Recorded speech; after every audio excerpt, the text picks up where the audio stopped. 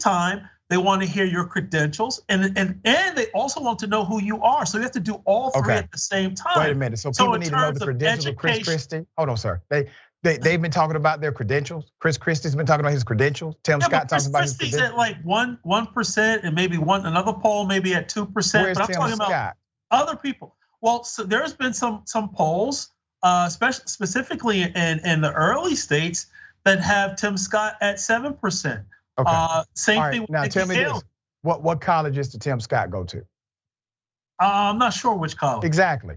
Nobody knows. I don't even know what college you went to, and you have a doctor. Yeah, I got more than one doctor. And by the way, I've been on the show several times with you. Yes, so sir. I think that's a poor point.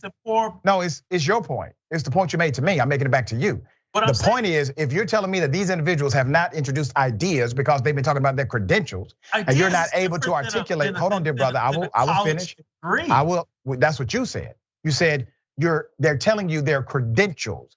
What qualifies them to be in this particular office? Training, education, job experience, etc. That qualifies you for particular roles. If you can't articulate what these individuals have said in their credentialing, as you have submitted, you're going down a silly No, path. you made a silly ass statement that they're simply going to tell people their credentials. Meaning, if you're a legislator, what legislation have you passed that ties into, let's say, jobs, education, things of that nature? What legislation? If you were an administrator. Okay, all right, brother. So let me go ahead and ask you a specific question. Okay, I got you.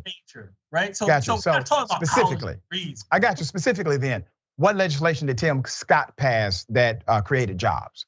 Well, one, he was the one of the pioneers of the opportunity zones. And we know that. Are you serious, dear brother? Yes, opportunity zones. Yes. As well as the First Step Act and things of that nature. Oh, okay. That were very beneficial. That's a jobs bill. Now he voted against it under Obama. But let's talk about what you just said in reference to opportunity zones. Do you know what opportunity zones are, dear brother? Do you own buildings? I know what opportunity zones are. Explain it to me. Well, opportunity zones because I know we're running on a hard 13-minute stop. But the thing is that essentially areas that are depressed economically, right?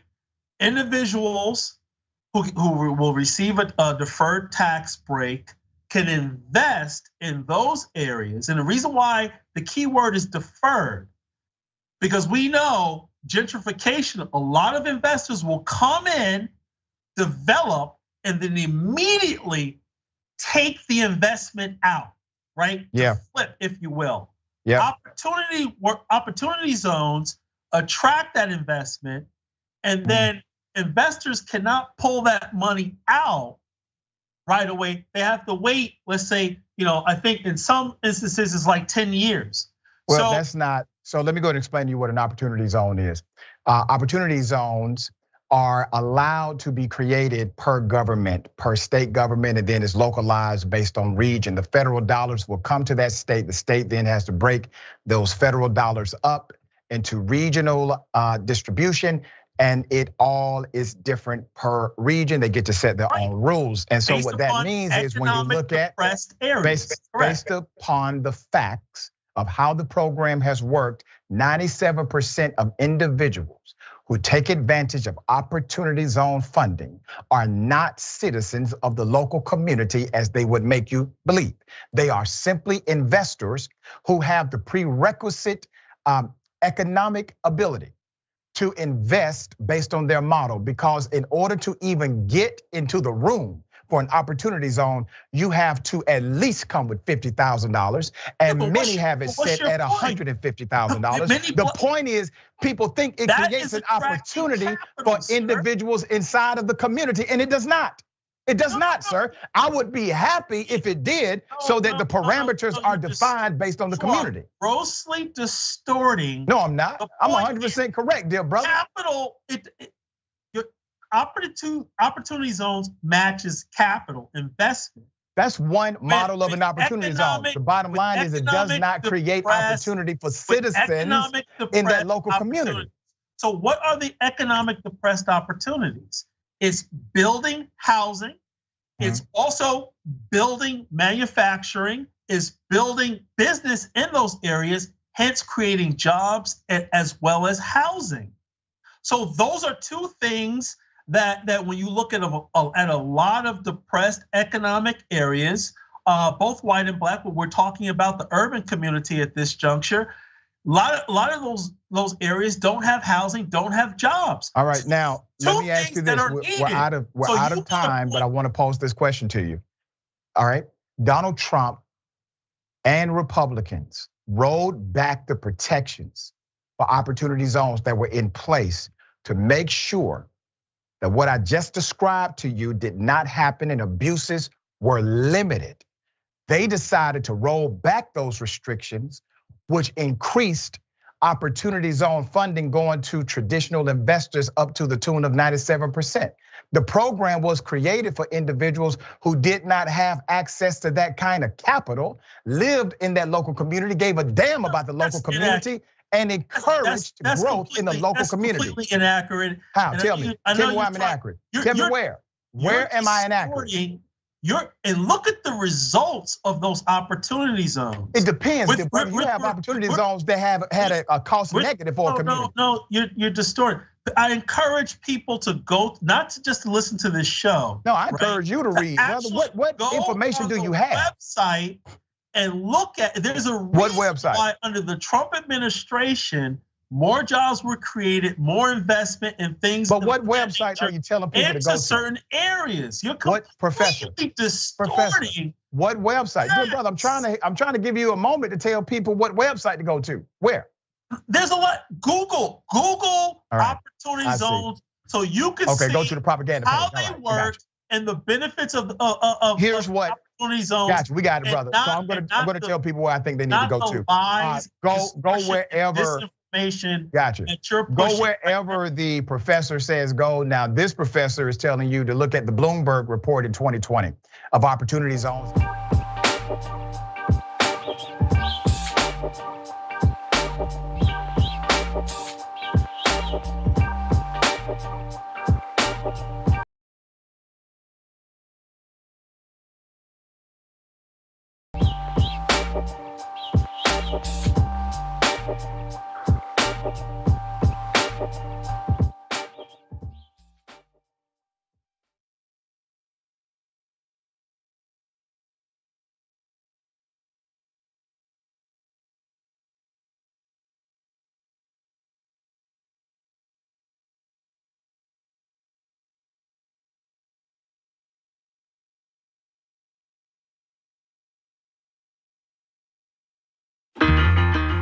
Universal health care, raising the minimum wage. If you want clean water, clean air, clean food, keep going. If you are doing the deed, I want you to stand up to your feet right now. We have courage enough, conviction enough, people power enough to stand up and do what is right for ourselves. I am unbought and unbought.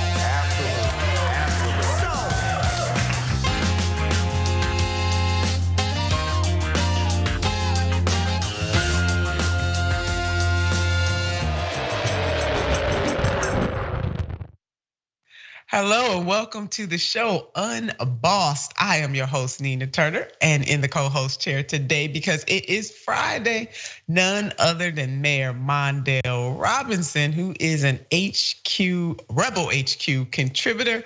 And Mayor, we were just rocking. Some days that intro gets to us. We was rocking to it. Yeah, it does. I love just hearing it. It's almost like it sounds like rap music to me. I love it.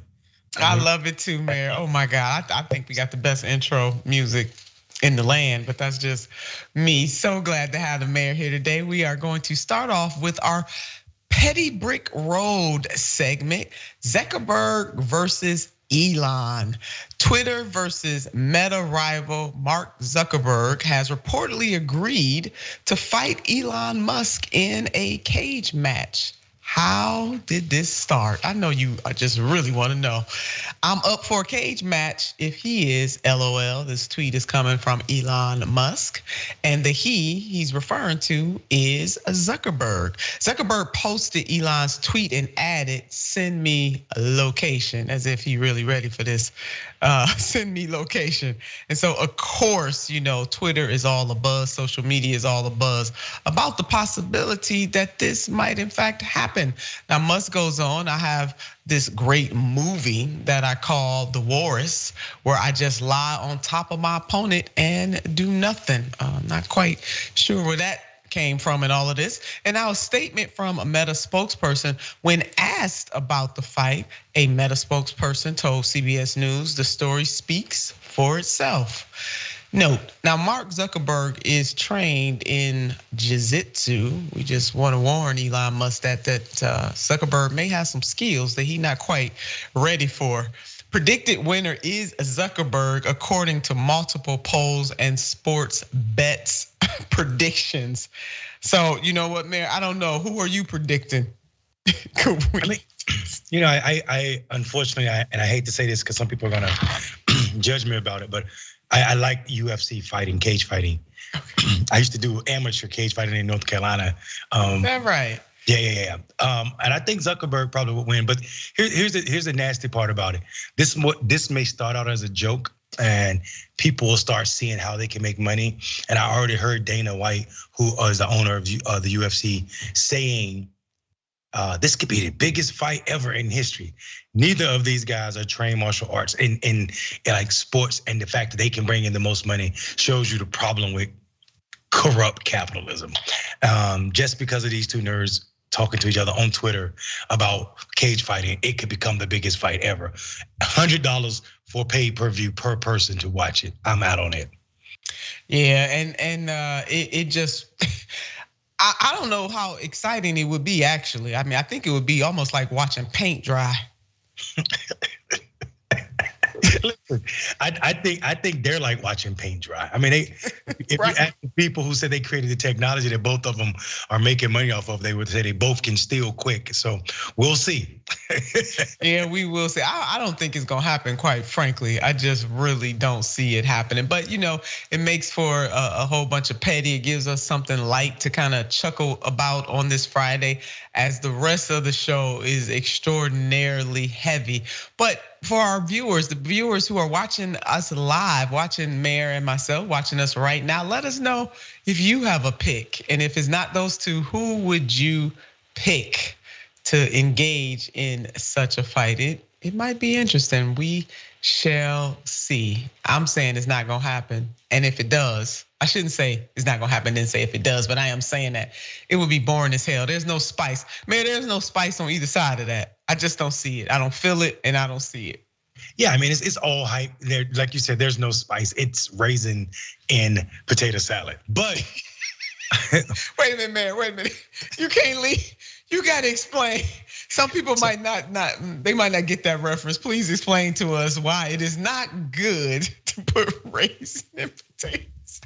So this is a Karen meal. Like if you put raisin in your potato salads and this is a joke in Black traditions about how not to change traditionally, historically, what people call Southern foods, but really we know Southern food is historically African American tradition cuisine. We don't call it that.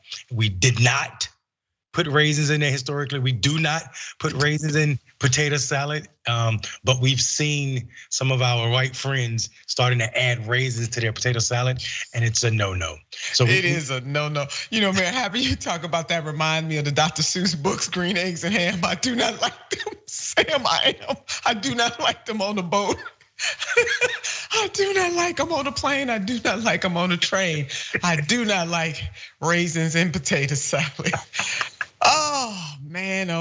Well, hopefully, I can't wait to see what our live viewers have to say about this segment. Petty Brick Road, that was it.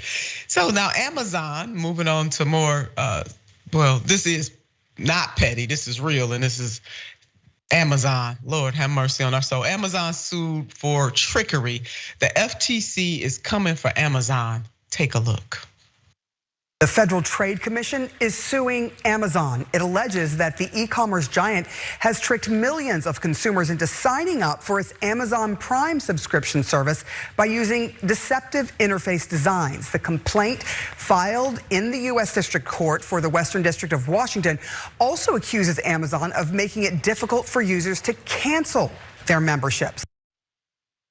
I'm glad the FTC is coming for Amazon deceptive practices, and this almost reminds me of how Trump fundraises, but we'll put that in the parking lot and come back to that at another time. Amazon tricked and trapped people into reoccurring subscriptions without their consent, not only frustrating users, but also costing them significant money.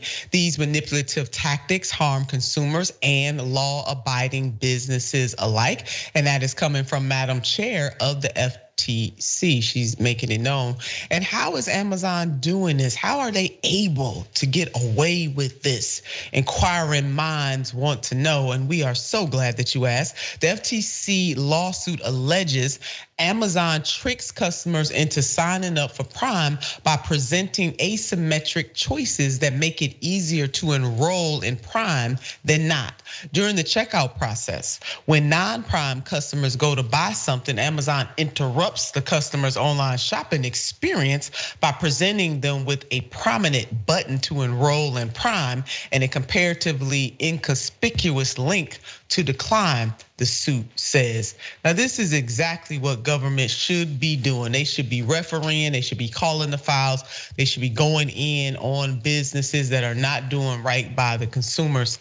It also says that Amazon does not adequately disclose the price of monthly auto renewal features like features of Prime, and that design elements of the enrollment process make it hard for consumers to see that they will be automatically charged for Prime after signing up for a free trial. So, Mayor, this, once upon a time in the olden days, Bally's comes to mind, the fitness where people want to stay healthy and everything, and they go in and sign up, and you don't realize you're signing your name in blood and you're signing up for life. And they made it so hard for people to be able to get out of those contracts, impacting millions of people's credit ratings once they realized that maybe Bally's was not for them. I know I'm going old school on this, but that is what this reminds me of. No, you're spot on, and I think you're absolutely right. This is the role of the government. This is why we need a government and what they should be doing. Let's be clear here. Some people might say, "Oh, it falls on the customer. They should pay attention."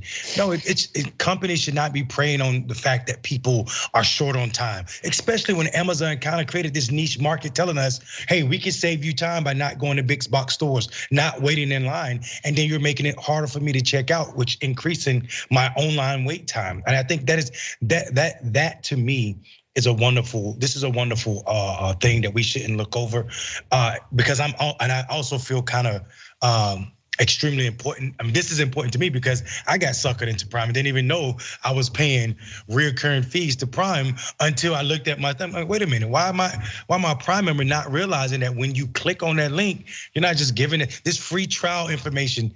Is ridiculous. If something is a free trial, I shouldn't have to put my credit card. You shouldn't be able to link to my Apple Pay. If it's a free trial, let me try it for free and then end it, or let me know at the end of that trial period. You're about to lose the access to these features. Yeah, that's it, man. And Amazon is not the only one on that free trial thing. All of these companies do it, and it should not be allowed. And that's why we need consumer protection agencies. That's why we need a Congress to stand up. And even these state governments can individually do something if the Congress is too weak or unable to deal with their owner donors. State governments have the ability to stop this kind of thing. But your point is well taken. If it's free, it should be free. The fact that they want you to attach your credit card, they know you're gonna get busy with life and forget that you signed up for a so-called free trial, and then before you know it, you paying the monthly fee. It is deceptive practices, it is immoral, it is wrong as hell, and you go ahead on FTC. We want to see more of it. Now, this is after Amazon know that Amazon is a necessity at this point. Mayor, put the mayor back up. I mean, it really is.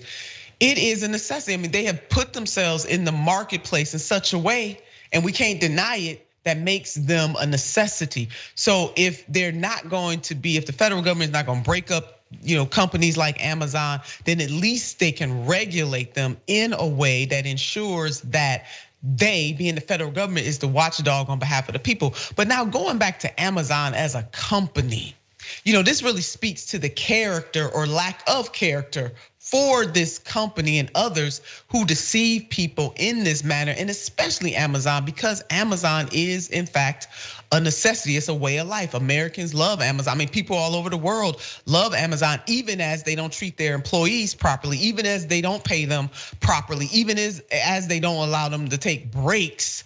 People still love the comfort and the convenience, and especially when COVID hit. So Amazon is very much a part of the fabric. So Amazon needs to do the right thing, Mayor, and I want your thoughts on this. And if they don't have the courage or the wherewithal to do the right thing, then they need to be forced to do the right thing.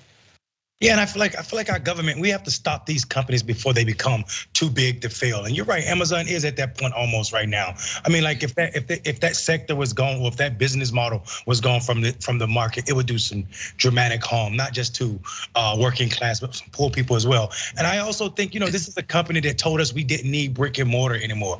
They basically killed Kmart, right? This company got rid of all of the Kmarts in this country. All of those jobs went with it because they told us it's better to shop online. And then we see them go and buy Whole Food. The lie that Amazon sold us just to get us back in their stores. So you're right, this company has a long time lacked moral or morality. And I think people tend to forget that, it is, if it wasn't a significant thing that tricking people into your membership was a successful practice, they wouldn't be doing it. And because they are doing it, every company should be should be checked on it. And I think it's absolutely disgusting. Again, I'm real upset because I was paying my money, but I also know there are a lot of other people that did not know that, putting your credit card up for a free trial will eventually become a monthly payment.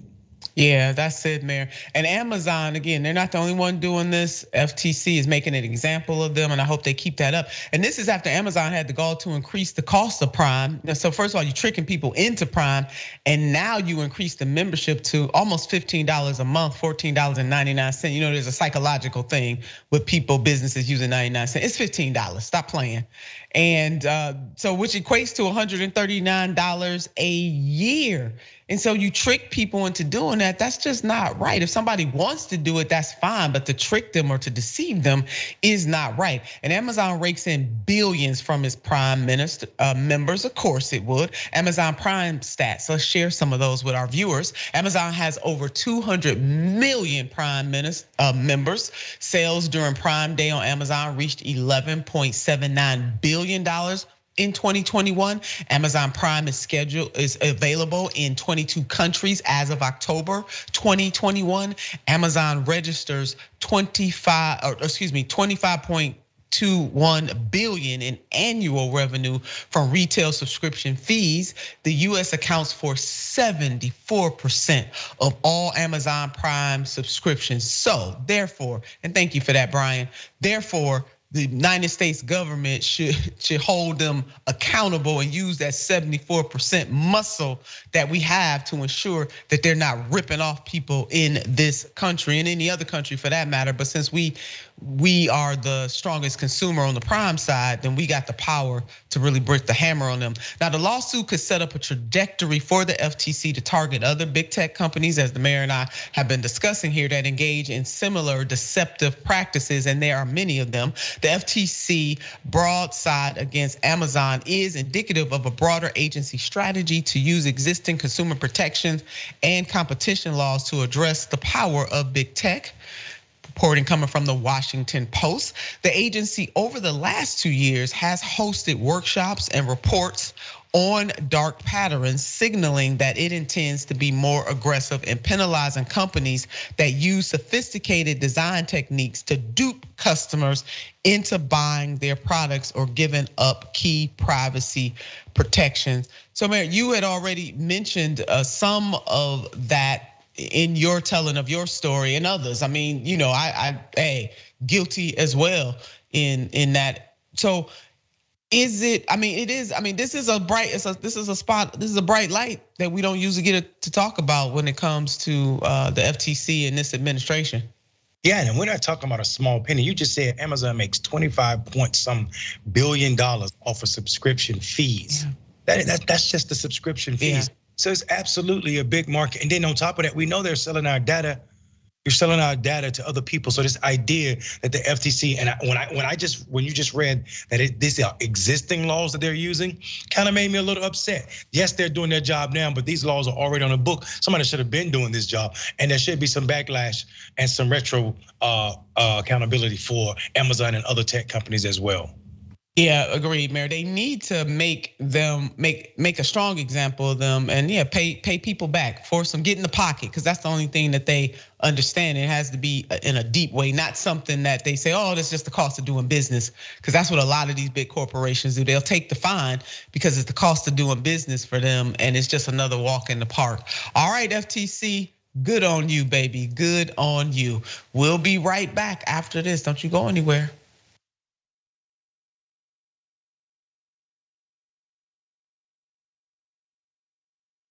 Welcome to Indisputable.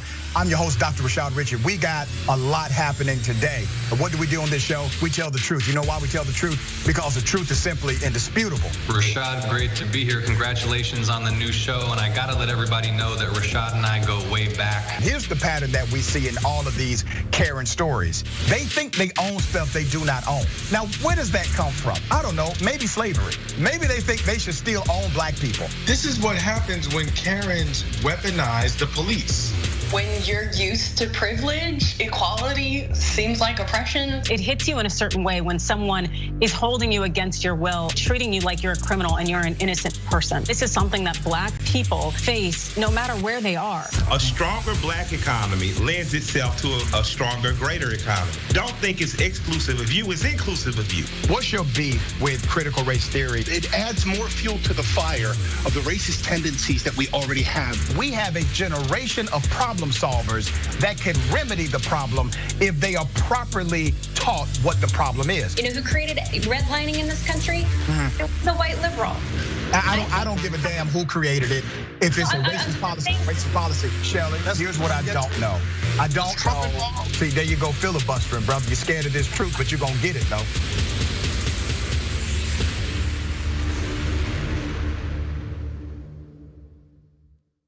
Climate is changing fundamentally, extremely, and non-linearly. It's becoming worse now. It's not when the levees burst that is the problem. It's in the anticipation of that. So I hope every human being is safe. And by human beings, I do not include multinational corporations, especially the ones that started climate change in the first place. What we're currently doing right now in cutting emissions is clearly not enough. There will be ramifications to what Trump is doing. I don't want people to suffer, but I feel like there's gonna be a lot of suffering because we have an imbecile as our leader.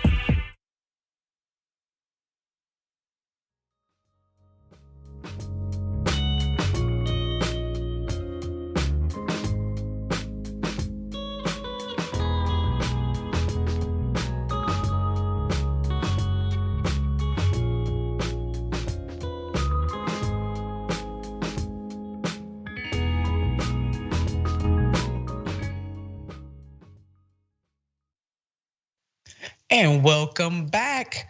I want to thank the TYT mods for keeping the chat clean, safe, and fun. We appreciate you for doing that. Now you want to catch Dr. Rashad Richard on Sirius. Join Dr. Richard on Sirius XM channel 126 for the Dr. Rashad Richard Review. Check it out on Sirius XM Urban View, Sundays at 1 p.m. Eastern Standard Time, 10 a.m. Pacific Time. And the Progress Report. Now you know you want to hear. You want to read this every day, get this progressive news, understand from a progressive point of view what is happening in the world. Get the Progress Report, progressive news and inspiration every weekday morning. Take your smartphone and capture that Q code. You know you want to do it. Now to my favorite, absolute favorite part of the show. We're gonna start with our live viewers on Twitch. Up and Adam. Hey, Up and Adam. So what's the prize? Winner takes over the world and loser has to relocate to Mars. And the mayor's applauding that. Oh, Up and Adam, I love it, baby. That is so good, so good. Oh Lord, Soul Life, Donald Trump versus Rosie O'Donnell. Y'all keep the mayor up. Oh, shit. Now, I don't know. I would pay for that. I don't think that one would be so like watching paint dry. That one would be exciting as hell. That one would be spicy. Oh, that would be spicy. Archie 15, raisins have no business in cookies either. Mayor, you ain't feeling that one. Man, I love oatmeal raisin cookies. Tell Archie stop playing. That's exactly where raisins belong. Archie 15, the mayor said stop playing. Don't do that. I happen to like oatmeal raisin cookies as well. No, don't do that. Don't hurt them. Don't hurt us like that. Oh, YouTube super chat. Y'all are on it today. SJ Mullen. Hey, Nina. Thank God it's Friday. Amen to that. We were just saying that before the show started. Melanated 44. Sure, let's go long-term brain damage. I think you referred. Are you referring to that fight? Oh, I came with y'all today. Now on to our TYT members, Wolf Dragon Donna. Hey, Wolf Dragon Donna. Awesome intro tune, and it's a beautiful day when we have both Nina and Mondale. Thank you, darling. We feel that way. And Crystal Braden. Hey, Chris. I still say we just lock them both in a cage, then walk away. And leave them there. Oh, let me throw some papers on that one. Somebody cut the cord. We don't even need the camera. Just lock them in. Oh, Crystal, I got it. Well, you all did yourself today, viewers. Y'all surely did. Thanks to each and every one of the commenters and the ones we were able to get to. You definitely outdid yourself today. We appreciate you for giving us some levity on today's Unbossed. Now we're going on to some more serious matters. Tori Bowie's death highlights maternal inequity. The tragic death of Olympic star Tori Bowie, who died from pregnancy complications last month, has spotlighted the inequities in maternal health care that Black women face yet again, because these inequities, inequalities have been highlighted so many times. From Serena Williams talking about it, we had Beyonce talking about it, so many women. And if women like that, of that status, don't get the attention that they deserve when they have complaints during their maternity, imagine what happens to everyday women. And now we have our Olympic star Tori Bowie. So from NBC News, experts say that the racial health disparities that lead to maternal health complications for Black people persist despite a person's economic status or clean bill of health. In short, it could happen to any Black person. Bowie's death is a sadly stark example. Bowie, a 3-time Olympic medalist, was found dead inside a Florida home on May the 2nd. An autopsy report from Florida's Orange County Medical Examiner's Office showed that Bowie died while about 8 months pregnant with a well-developed fetus. The report said there was evidence she was undergoing labor, which means crowning, when she died. And here is a picture of Tori right here. What a beautiful soul, just a beautiful soul. And it's just, it's really, Mary, it's really hard to believe. And as that report was laying out, it doesn't matter your economic status or your health. If you are a Black woman and you are, pregnant, this could happen to you, regardless of your income class. And when you name Serena and Beyonce, we're not talking about classifying women as their stature. We're talking about like what access they have. These women have access in the world, and they still almost lost their lives, right? So I think people are, and Tori Bowie has that access to an extent, but she had the perfect bill of health. Perfect bill of health does not even save you or make you safe as a Black woman trying to give birth. When people are undermining the discrepancies and the disparities that Black women suffer in our healthcare system, this issue right here spotlight all of it and puts to bed any myths about, if you were healthier, or if you had more money, or if you weren't living an unhealthy lifestyle, because all of these women are at the top of, one of them were at the top of her game and the other two still are. And I think people are forced to reckon with this fact that there is something seriously wrong with how we do healthcare in this country, or what we call healthcare, and this idea that we are so comfortable with black pain, telling people. I mean, Serena literally almost had to fight the doctor. Yes, something's not right with me. Something's not right with me. Beyonce literally was laying in the bed dying from blood poisoning from her own babies, right? And the doctors, she had to be toxemia. Yeah, exactly. She had to be rushed to the hospital. So I mean, who knows what Tori, and I'm not trying to criticize her doctor because I don't know what was going on there, but we don't know, and we do know, what we do know is that doctors will send black women home if they're in pain with an aspirin, where they'll be more attentive to other women. And that has to stop if we are serious about equity in this country, seriously. That's it, Mayor. And the maternal death rate in this country is higher than that of even, undeveloped or underdeveloped nations. Or let me just put it this way, nations that are not as advanced as we are. And it is acceptable. Black pain, I mean, you hit the nail on the head, Mayor. Black pain, whether it's maternal, paternal, communal, black pain is absolutely accepted in this country. And there was a time where black people were experimented on, as we know. The beliefs that our pain was not similar, that we could just be used as tools. And it's still going on in the 21st century. Unfortunately, just the whole not caring at all. The system just does not care because it's black people, and that is rooted. It absolutely has tracks back, breadcrumbs back, if you will, connections back to how black people have been treated in this country, how we came into this country. None of that stuff goes away on its own. We need systems to change to make it go away. I mean, I'm so glad that you pointed out that extra fine point that we're naming Beyonce and we're naming Venus, not because they deserve better healthcare than anybody else, but because, as you laid out, they have the resources to get the best access in the world.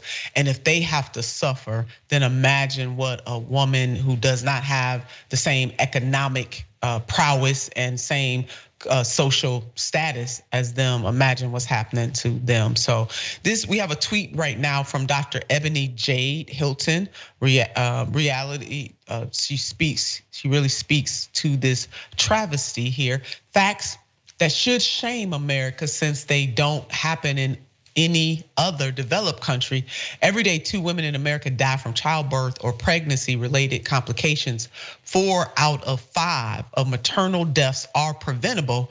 Black mothers are 3 times more likely to die than white mothers. And this has been ongoing. This ain't new.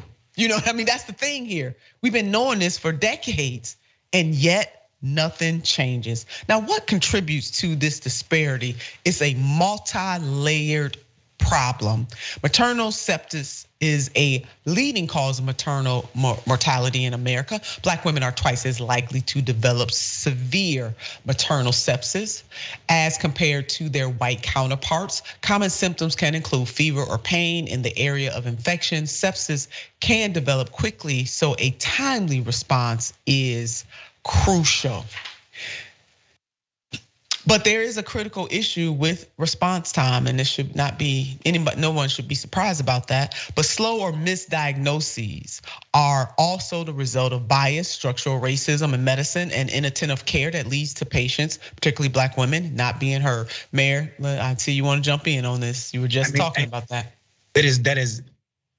They said every day 4 or 5 children lose their mother just being born, right? And 4 out of them could have been prevented. Yeah. 3 times more likely are black women, just because of biases, structural biases, and the idea that you're not listening to this black patient tell you what's going on with her body, tell you what she's feeling, the pain that she's going through. This is a malpractice lawsuit waiting to happen. If we don't turn medical up around on his head, basically all these pro-lifers are lying to me. You can't be pro-lifer if this ain't your #1 issue. If you don't care about what's happening to black mothers in the hospitals, These ain't even the sisters who can't even make it to the hospital. These are the ones that are lucky enough to make it to the hospital. If you don't care about this, then you can't tell me you're pro-life.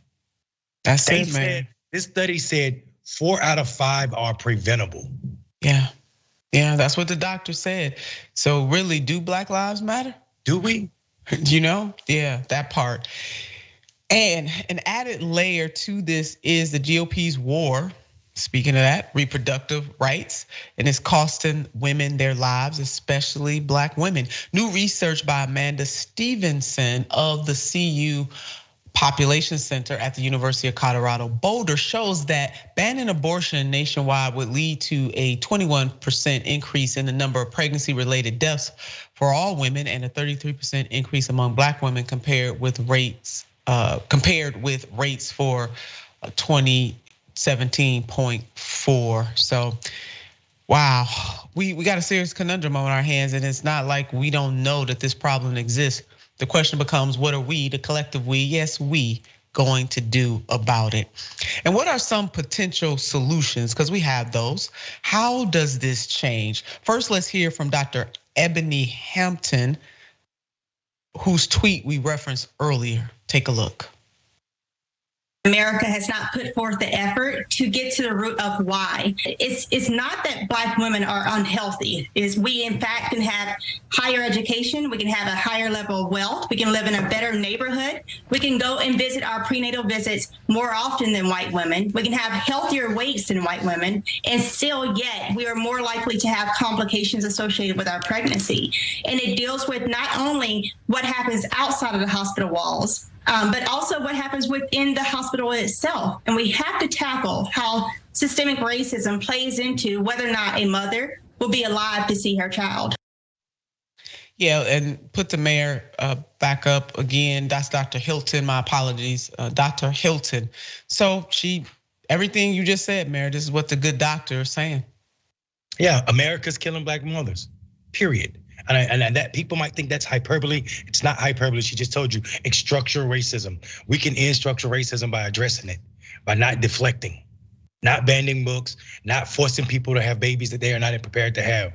All of this is American, uniquely American, and it's also taking a toll, a 12% higher toll on Black women. We just saw that 33% increase in Black mothers dying. That is ridiculous. And the impact, Mayor, that it has, sorry to jump in on you, that it has on communities. I mean, this has a ripple effect. It's not just it's not just that one person dying, that one mother dying.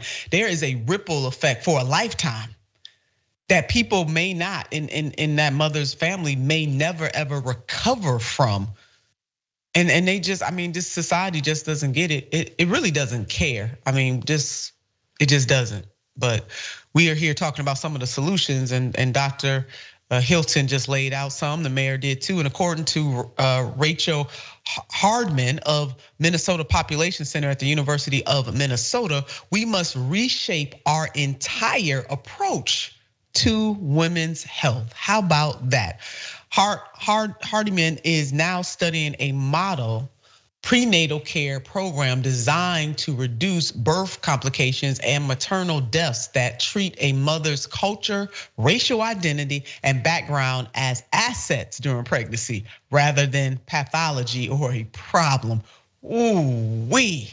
That's it right there. Further, the care plan includes regular prenatal classes on gestational diabetes, nutrition, and other topics, and longer and more frequent than typical prenatal and postnatal visits, including 3 home visits in the first week after birth. You all better go ahead and say that. Now, furthermore, in our own voice, a Black-led reproductive justice group released a report with more than 24 policy recommendations for improving Black maternal health. Now, the report urges federal and state leaders to fund doula and midwifery care, improve health care for incarcerated women, provide abortion access, implement comprehensive sex education, and more. Hello, somebody. Mayor, your final thoughts on this? I mean, well, think about it. I mean, these policies sound so wonderful and common sense, right? But the same people who are trying to ban abortion are also trying to cut their kids from learning about sex education and also funding for contraceptive. So it's this double-edged sword of stupidity that the folk on the other side of the aisle are trying to feed us, and all they're doing is really killing Black and other minority women at rates that don't have to happen. I'm on fire about this. 7 sisters and a wife and a mother and grandmothers and people like you, Nina, that I love. This is scary to me. It is, and it should scare all of us. But we're gonna keep pushing this, and they don't have to recreate the wheel here. We got the experts who have told them exactly what we can do. I mean, I like your idea, but just a whole class action lawsuit on behalf of Black mothers. That's saying something. We might have to look into that. Comparing Juneteenth to Nazis and Hanukkah. Yeah, you heard me right. Newsmax guest says that Democratic Party celebrating Juneteenth is like a Nazi celebrating Hanukkah. Take a look. Juneteenth is a celebration of when Black and white Republicans came down and freed Black Southern slaves from the Democrat Party slave masters. And the Democratic Party, again, is trying to hijack and lie and deflect. The Democratic Party celebrating Juneteenth is like a Nazi celebrating Hanukkah. And then they have after all of these Union troops died, freeing them, they have the nerve to ask for reparations. God bless my Black soul. Go ahead and put the mayor up. You know what, Mayor? I'm telling you, I want to throw some stuff. And it just had to be a Black face. Our color, but definitely not our kind. First of all, the way he's even framing what happened during the Civil War is wrong. Union soldiers dying on behalf. This was not, Black people fought harder than anybody to be free. And they were fighting generation after generation long before we had a civil war in the United States of America. Let's underline, bold that, underscore that right there. And Union soldiers, black people. I mean, man, I just don't understand. And for him to, the only true thing he said in that entire segment was that the Democrats were, in fact, at that time, the party of white supremacy. That was the only thing that he had, that he got right. Everything else that he said in that segment is absolutely wrong. And for people like him and others like Candace Owens that have always has something to say about the celebration of Juneteenth, I just don't understand where this self-hate is coming from. This brother is, that's a disgusting take, and I think it's a way for corporations to say the N-word without saying the N-word or without catching any flack. They just put a black face that's willing to disrespect our entire race, the suffering of our ancestors in this manner is absolutely disgusting. There's nothing about Juneteenth relatable to a Nazi supporting Hanukkah at all. The disgusting depiction in that is completely baseless. I'll tell you what's ridiculous. Beyond that Clarence Thomas book that he probably ain't even opened on his bookshelf behind his head, is the idea that he think he can trick us into believing that we are not deserving of reparations. This idea, he says, if you want reparations, to ask for reparations after you freed us. You didn't free us, we freed ourselves. People pretend when you say things like this, you are acting as if we didn't fight every day. If there wasn't a protest, black people worked slower, they slowed up crops, they broke tools. We protested slavery every day, and people don't even understand. We protested what days we were gonna get our large sum of food so we can have Sunday dinner. People don't, just because you didn't learn about it, brother, and I hesitantly call you brother, just because you didn't learn about it or you try to forget it, don't mean it didn't happen. We were protesting the institution, that peculiar institution, since they brought us here. Some of us even jumped, mostly sisters jumped off boats into waters, death waters, so that their kids would never have to suffer through it. So this idea that was passively enjoying our times on plantation needs to die, because it's a model that came along with that lost cause argument. Black people were never comfortable with being in. Never. That's it, never comfortable. I mean, you talk about, they would sabotage, the way it was direct and indirect resistance to the cruelty, to the dehumanization, to the chattel slavery for generation after generation. And you're right, Black from the beginning, trying to jump the ships. That's why they had them chained together so they couldn't jump the ship, refusing to eat. All of those were examples of resistance, and we can give many more examples. Even mothers, Mayor, and you mentioned, killed their own babies, infanticide, because they didn't want their children. Imagine what that takes. Because they didn't want their children to grow up enslaved. And you want to talk about the Civil War was just the climax of it all. Our ancestors have been fighting from the beginning of this tragic stain on America. And you know what? Black folks are owed reparations. People like him act like it's a giveaway. No, it's old. Because this country would not have been able to become a hegemonic nation without that forced free labor. That's it, and that's all. And this clown, because that is exactly what he is. I mean, he's a clown. Here's some photos of actual Juneteenth celebrations. It really pains some people that Black people, even through all we've been through and all we still going through right now, can find some joy. I mean, that pains people. You know what, Mary? That's one of my favorite games right there. I play Uno on a regular basis with a dear friend of mine. I beat them all the time. But here's some other photos. I had to digress on that. Some other photos of people just really enjoying themselves. So yeah, it just pains them to see Black joy. That's what this comes down to for me. If people thought about what it means to be Black in America, on the only statement that can sum up who we are and how great of a soul and will we have, it's but God. Because if you think about it, I mean, it wasn't until the 60s that we had what looks like full access to American idea. And look how far we've come in that short period of time. If you take 1960 and subtract it from 2023 and think about what America was doing at the time, they didn't even have running water. So the idea that Black people have taken this little bit of time and made this many gains against the system that's still killing us actively. We just heard about sisters in childbirth. We know what happens in our schools and how they defund us or not fund us properly. We see what happens with the policing and over policing of our bodies. So this idea that we still show up and stand up with our heads straight is an amazing task that Black people carry on every day. This brother almost made me say, I hate him. And that is a strong statement, but Jesus Christ, what are you doing?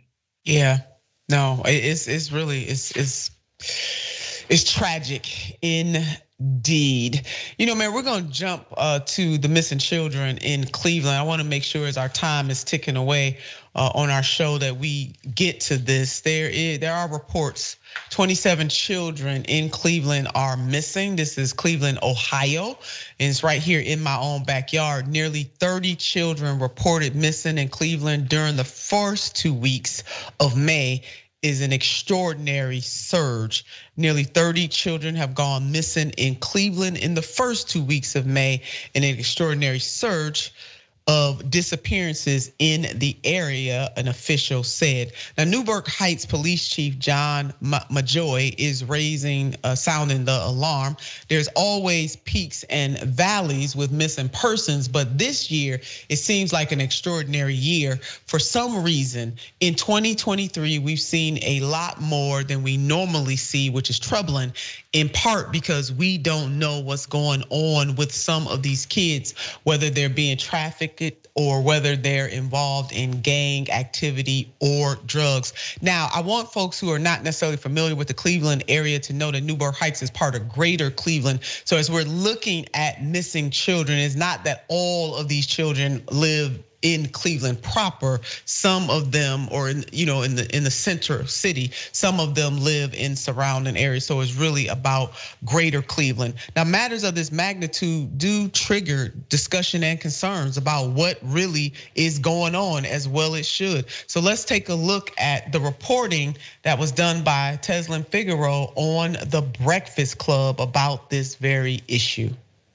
I definitely wanted to point this story out. Shout out to everybody on social media that made me aware of this. So obviously we've been talking about the submersible all week. It's made worldwide news. And so MB, I got a lot of folks hitting me up saying, well, what about Cleveland? What about Cleveland? This is the part that I am really feeling a way about, because one, he's saying, I have not seen this in my 33-year career, but then he's defaulting to a lot of things that we see when we see minority, particularly Black children missing, by saying, well, they could be in a drug house, or it could be drug trafficking, it could be gangs. And yes, while all of that is true, obviously there should be an alarm ringing that says, hey, 27 kids in 2 weeks is a lot. So I wanted to, ask everybody to hashtag Cleveland 27, and let's try to get some noise, behind this and get some awareness. I hope they're taking it serious, but from what I have gathered so far, it doesn't look like they're putting the amount of time and energy that they should be. They're definitely not doing it like they did the submersible. Let's put it that way. All right. And that reference that Tesla and Figueroa was making a reference to this sub that, full coverage on Mayor 24/7. It seems like CNN is about to do a whole special about this, about the submarine. But meanwhile, we have children missing in the greater Cleveland area that is not getting the national robust attention, because some outlets wrote about it, but it's not getting the robust attention that it deserves. Yeah, and we know that the news, even the articles that were written about it, they'll be replaced by different articles tomorrow. There's no, like you said, this is not breaking news on anybody's news station, none of the big three, especially. So the idea that, once again, Black children going missing, Black people suffering, is just not headline in America, and we see that right now. In every facet, every single facet. I tire of this. But this stuff is real, and it's happening in real time. So it's not even like we gotta go back in the day, way back. We don't gotta go way back.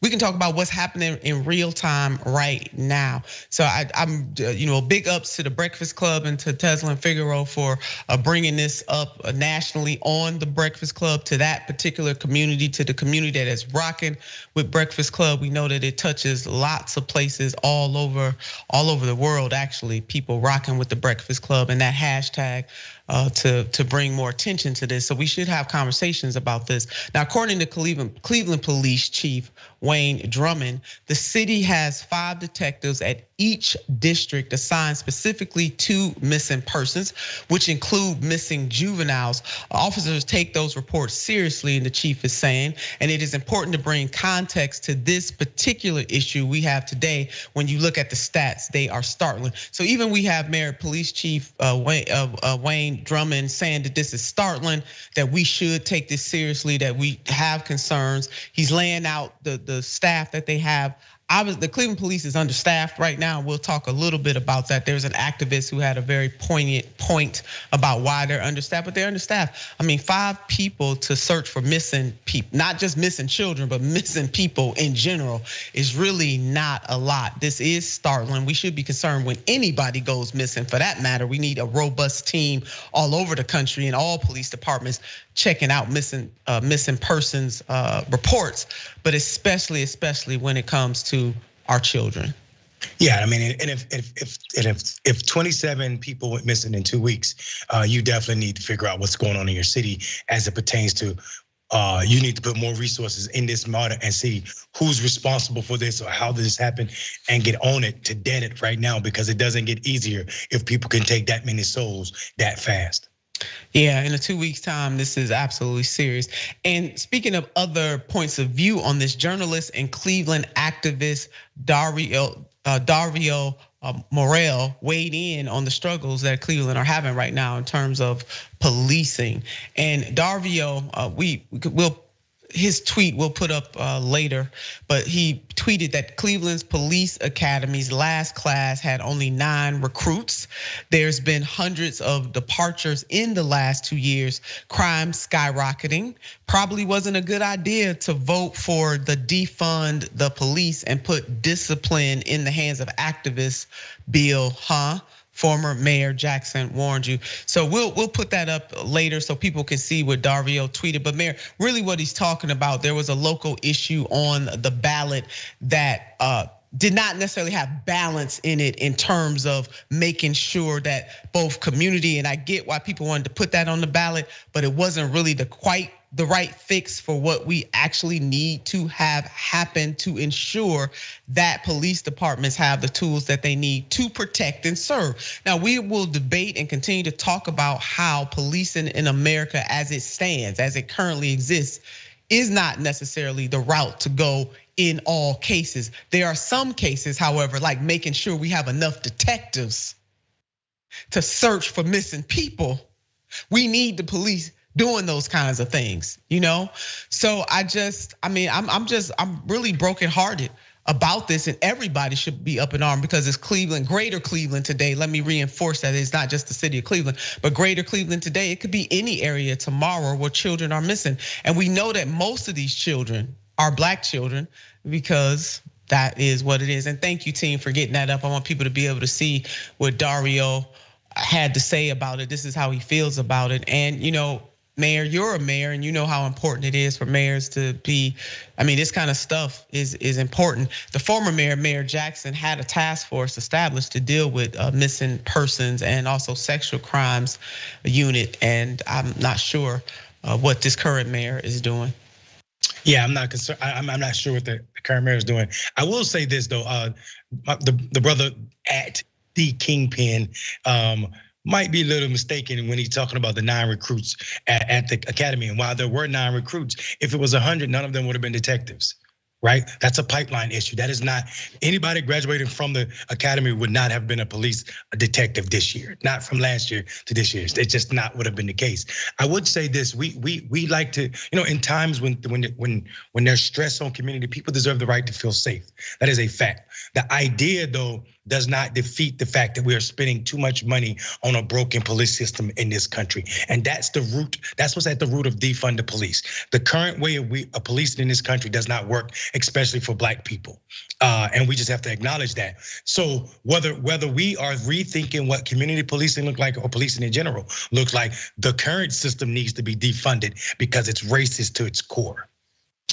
Yeah, and all these things can be true at the same time. We do need more detectives who are able to search for missing people, and the policing system as it exists is not working. I want to know what my city is doing currently. As I had mentioned, Mayor Jackson created a task force when he was in office to address these issues more deeply. And the question is, what is the current administration doing at the time? Clevelanders, we should not sit back and be idle about our children missing. We need to act. The collective, we need to act. Now let's bring, we're gonna look at why some of the disparities happen, and not just for Cleveland or greater Cleveland, but as the mayor and I have been talking about, whether it's maternal health for Black women or whether it is missing children who are predominantly Black, we know that the system does not necessarily talk about us the same. America's Black children are missing at disproportionately high rates, and how the Amber Alert is at fault. So we know this Amber Alert system is not necessarily working for Black children. That was covered also on the Breakfast Club today, Mayor, how the Amber Alert system, some of these children didn't even qualify for Amber Alert to alert, which is problematic because of the standards. And then some of the research studies have found that Black children only comprise 7% of the media references. So when Black children go missing, the media does not even talk about our children at all. And in this last headline, Mayor, and you jump right in here, missing Black children not promoted on social media like white counterparts. And analysis by USA Today revealed that social media audiences still pick favorites by giving more likes, shares, and views to posts about missing white children, especially girls, than missing Black children. Mayor, your thoughts in our final minutes on the show. And racism is as American as apple pie and baseball. Well, viewers, there it is, and it's absolutely true. I mean, the stats are there, the empirical data is there, Mayor. This is not just you and my opinion about this. The data backs up what we are saying here, and it really is cruel. It really is wrong. And when people don't understand why Black Lives Matter too, TOO, because that's really what that movement meant. You don't see us if we're pregnant. You don't see our children. You don't see us as if we're in college. There was I saw a video the other day of Black people were shopping in in a store, and they called the police on them. Bed Bath & Beyond. Bed Bath & Beyond. Thank you, Mayor. Called the police on them because they had too many expensive items in their cart. You know, so you can't shop while black, you can't go to college while black, you can't birth while black, you can't walk while black, you can't breathe while black. I mean, this is a serious problem. And that is why Minister Malcolm X, and maybe that's what we need to do. That's why he said, let's take it to the UN, the United States for Human Rights Violations. Because that's what this is coming down to. Well, you all, next Friday, the mayor and I are going to continue this conversation. We appreciate you. We could not get to all of the comments, but we could not do what we do on Unbossed or TYT without you. Please make sure that you like and subscribe. Please make sure that you become a member of TYT. We appreciate you so very much. And you all know what you got to do about this time. You must always, always, always keep the faith. There are many challenges in this society that we can, yes, we can surmount. You gotta have some faith, but you know what you gotta tangle up with that faith, wrap up with that faith? A whole lot of fight. Until next time.